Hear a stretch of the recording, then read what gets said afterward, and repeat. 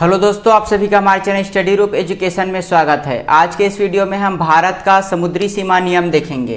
भारत के समुद्री सीमा नियम अर्थात भारत के समुद्री सीमा से कितनी दूरी पर भारत को कौन कौन से अधिकार प्राप्त हैं, उनके विभाजन, उनका नाम क्या क्या है और साथ ही इनकी दूरी कितनी है।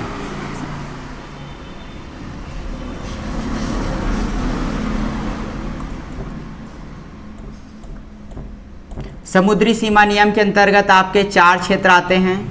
पहला विभाजन है आपका क्षेत्रीय सागर,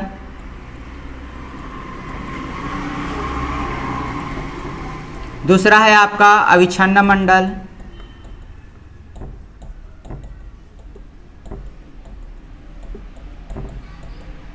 तीसरा है आपका अनन्य आर्थिक क्षेत्र,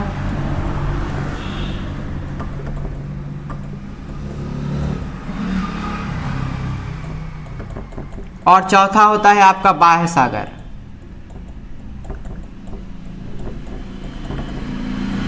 देखिए, भारत का जो पश्चिमी तटीय क्षेत्र है या फिर पूर्वी तटीय क्षेत्र है, वह जो कटा छटा हिस्सा होता है, तो इस कटे छटे हिस्से के कारण यहाँ से कोई भी दूरी ले पाना संभव नहीं है।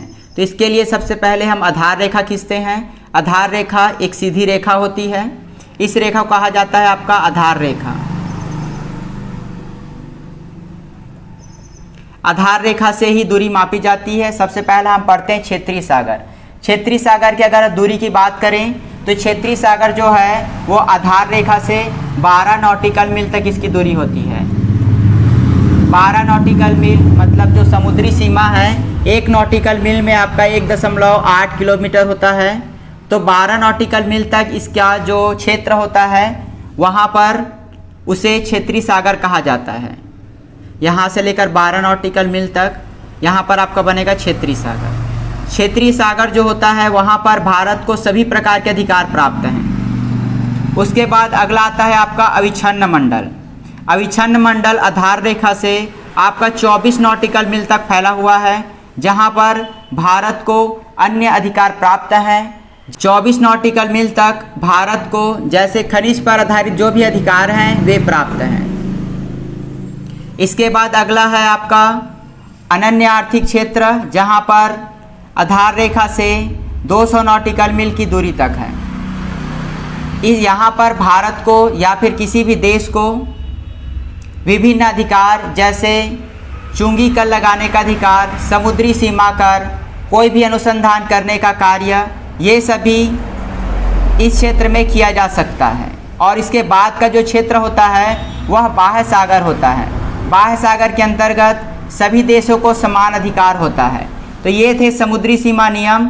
अलग अलग क्षेत्रों पर अलग अलग अधिकार प्राप्त होते हैं। जो क्षेत्रीय सागर होते हैं वहाँ पर सभी प्रकार के अधिकार होते हैं और इसका विस्तार 12 नॉटिकल मील तक है। दूसरा होता है आपका अविच्छिन्न मंडल, जिसका विस्तार 24 नॉटिकल मील तक है। और तीसरा होता है अनन्य आर्थिक क्षेत्र, जिसका विस्तार होता है आपका 200 नॉटिकल मील तक।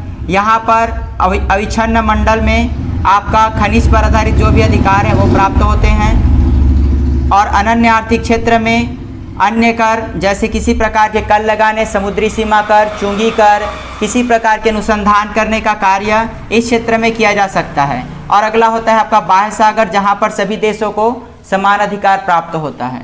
तो ये थे भारत के समुद्री सीमा नियम। भारत के भूगोल या फिर अन्य विषय से रिलेटेड ऐसे ही और वीडियो पाने के लिए हमारे चैनल को अभी सब्सक्राइब कर लें। धन्यवाद।